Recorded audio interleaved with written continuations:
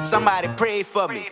Somebody stayed up all night and begged God to make sure I made money. I was so down bad, had it the worst. I had to look at my dog and it hurts. I kept it G, put my life in a verse. Still can't believe I broke the curse. Look, I came from robbing and jacking, from trapping and rapping. Ain't nothing that I didn't do. Didn't have no food in my stomach, you know how that feel. We was starving, to tell you the truth. I used to steal all my clothes, still got all the hoes. It was crazy, but we made it through. Think I be capping, on God I was jacking. Go ask the streets, cause they got the proof.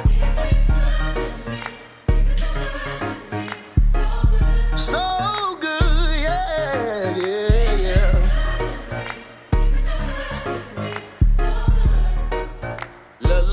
Look. I got some real ones living through me. I mean, as a kid, I done seen a lot of strange things. Strange. And, most of the stuff have to do with the streets, drug, violence. I had the best of both worlds with my family. One family showed that they cared and loved by giving you gifts and money. That's my mama's side of the family. The Knox side, the ones that's very fortunate with money and land, things of that nature.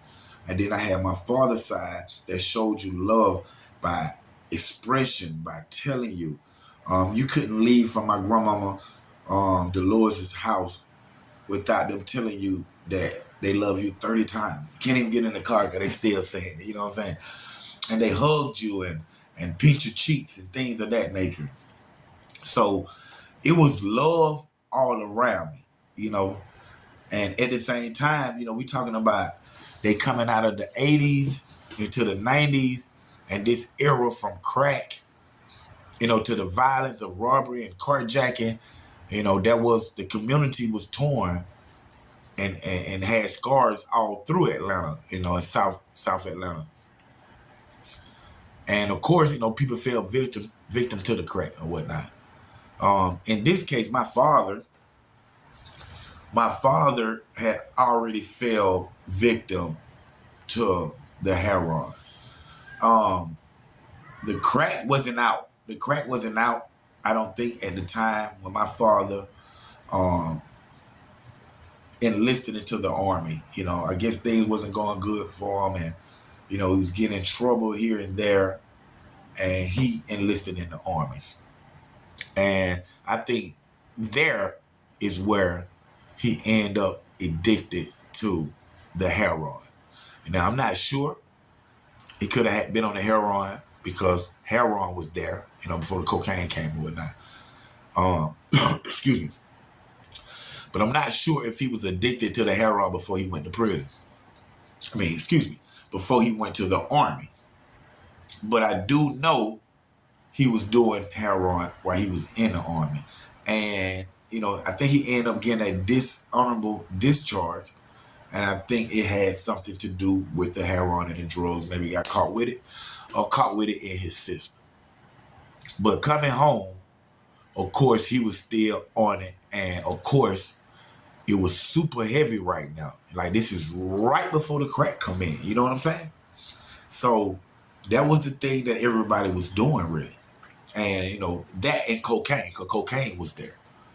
And, but my daddy, like I said, he was addicted to the heroin.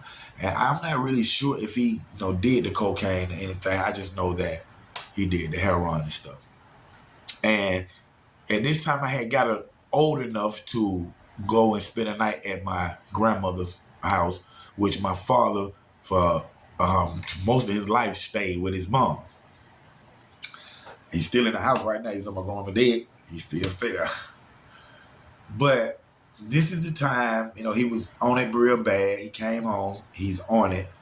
And in my grandmama's house, the guys really, stayed in the basement area where they played cards, would drink, played cards, and did the heroin and cocaine or whatnot, things of that nature.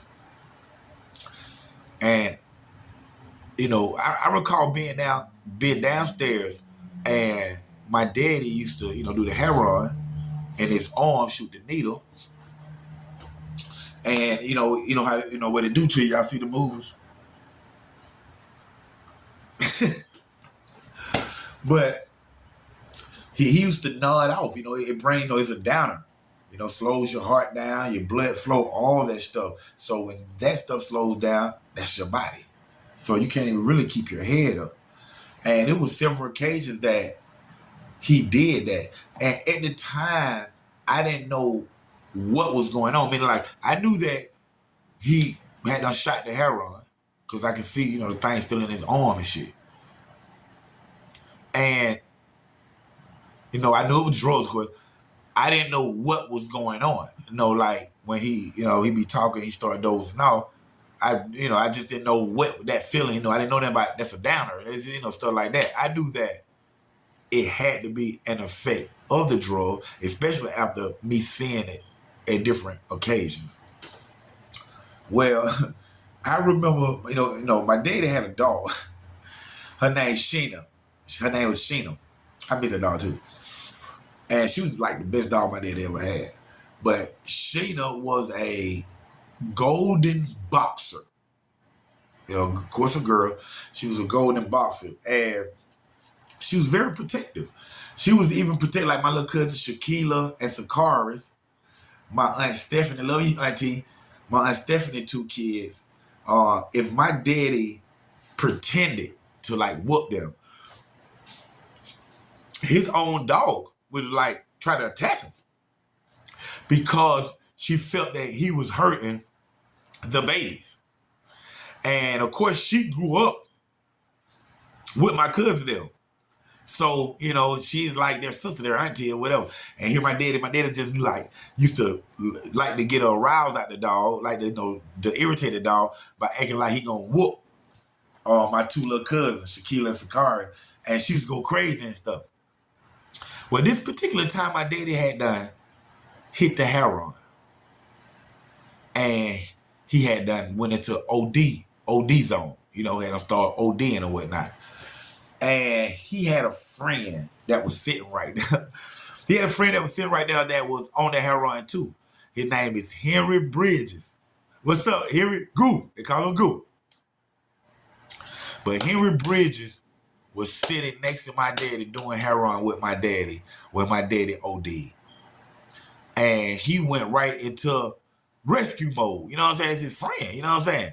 And I'm sitting there and I don't know what is going on. I'm young. I'm real young. I just know that my daddy went out and he see it. I don't know what's going on. He nodded out all the time. But in this case, when he nodded out, he had a jump. He was just like that. And I see Henry Bridges like come out the chair, grab my daddy and lay him down and finna do like mouth to mouth and all that. Man, Sheena, my daddy boxer, tore his ass up. She didn't know what was going on either. And with him like on top of my daddy and touching him and he's in panic mode too. And he's aggressive. The dog thought that he was hurting my father. He thought that he was attacking my father, man. And I just remember the dog jumped up because the dog was sitting down. She jumped up, man, and she grabbed him on the side, man, and she would just drag him everywhere, man. And it was like he couldn't do nothing but go with where she was pulling him because she had all this meat right here, and she was shaking and he was screaming, man. And man, I don't even know. Like, I don't even know if I started crying or whatever, man. I know my grandmama came down, started screaming. She called the ambulance. Of course, they popped my daddy back to life. But the dog straight attacked. When I say attack, dog straight attack, man, like, oh my God, But the crazy thing that happened that's similar to that, y'all, is my daddy ended up ODing a few months later again. Well, actually, let me correct myself. He didn't OD this time. He actually took a big hit of heroin. It was potent. It was very potent. To the time he pushed that needle, like he went out. When I say went out, he didn't slump this time to the left or to the right, or just like that and chill. When he pushed that needle, y'all, he slumped forward, boom, and fell right out the chair onto his stomach, his face. Now, when this happens, I'm upstairs. I'm upstairs now. I just so happened heard that boom. What was that? Downstairs in the basement. What was that? So I walked downstairs. I'm the same age when it happened. Told you just a month or so later, whatever. I walked downstairs. And I remember being down there earlier, smelled the weed, and they drinking, music going, but nobody wasn't down there but my daddy and my cousin, which is my daddy cousin, first cousin, my second cousin, and him and my daddy probably like the same age or whatnot. And I think that my cousin, he did cocaine. I don't know if he did the heroin, but I know he did cocaine and he drunk. And I hear the bump, y'all. What was that? So I go down the steps. And usually, you come down the steps, we got a habit of brrr, like that. But I didn't do it this time. I just walked, and I walked slow. When I come around the corner, I see my cousin, like I say, same age my daddy, so, they probably in their early 30s. I see my daddy laying on his stomach, and I see my cousin, his cousin, done took down his pants. My daddy butt is showing. He's laying on his stomach. But he out from the heroin. And as I come around the corner, I can see my daddy butt first, and then as I'm panning around the corner, I see my cousin trying to untake his pants and have sex with my daddy while he done nodded off on the heroin.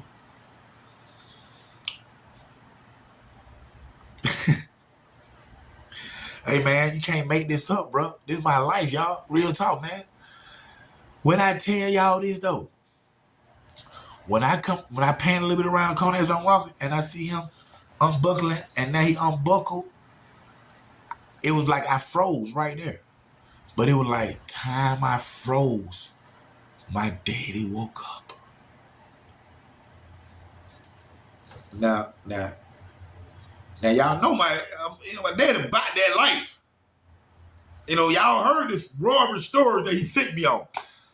Man, when I tell you my daddy woke up and looked up like that and seen his cousin hovering over him and then realized that his pants were down to his knees, man, I seen my daddy jump up, man, pulling his pants up at the same time and go up under the bar. My grandma had a bar right now, and grab his 38 snug.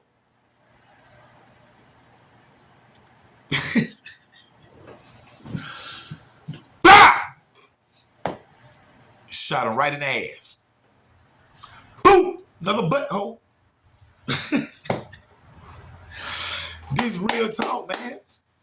My daddy woke up off the heroin, from nodding off on the heroin, to his cousin, our cousin, same age him, early 30s, trying to have sex with him. My daddy grabbed the iron right there in my grandma's house in the basement. Bam! Busted, man. Wrong with you, cuz. Love you, though.